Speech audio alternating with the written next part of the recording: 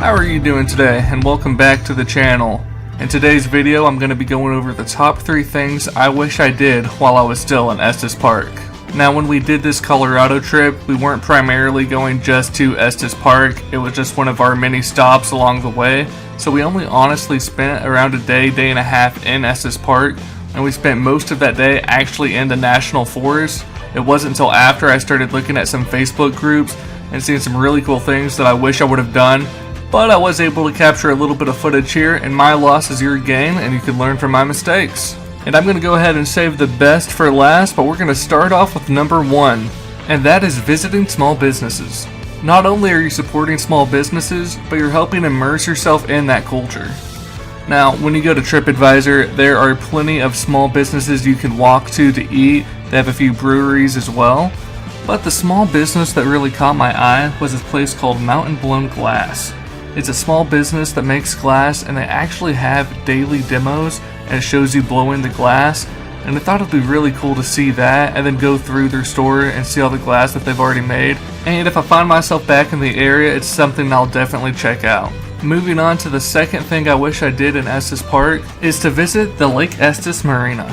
I know there's boats and other things you can rent, but I definitely would have went with renting a kayak. It's a beautiful lake where you can see the mountains, and that would have just been a really cool trip. There's also so many places in Estes you can fish, and it would have been really cool to get all the licensing and get some equipment and go trout fishing. And if that's something you really wanted to do, they do have some guided tours that may give you a little bit more luck. And even if you didn't really want to do anything on the water, the marina is a beautiful area with some beautiful sceneries if you just wanted to do a picnic or just take a walk. And guys, if you made it this far in the video, consider subscribing to the channel. It really does help it grow. And go ahead and smash that like button. I also have some links in the description of some of my camping dailies if you wanted to check that out. And a Colorado playlist if you're finding any value in this video. Which leads us to our third and last thing I wish I did. And that's the Estes Park Aerial Tramway. When I was looking at all the reviews for the tramway, it was overwhelmingly positive.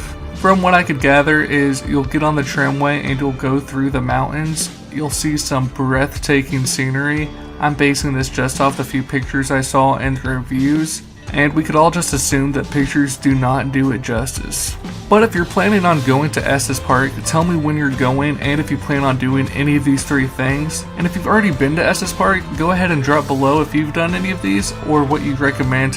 This footage right here is actually right next to the visitor center, which I highly recommend you check out when you first get there. And that way you're getting the most current and up-to-date information about Estes Park when you go. Of course, I'm going to try to answer any questions you have if you wanted to leave those in the comments below. Don't forget to subscribe and to smash that like button, and I'll see you in the next video.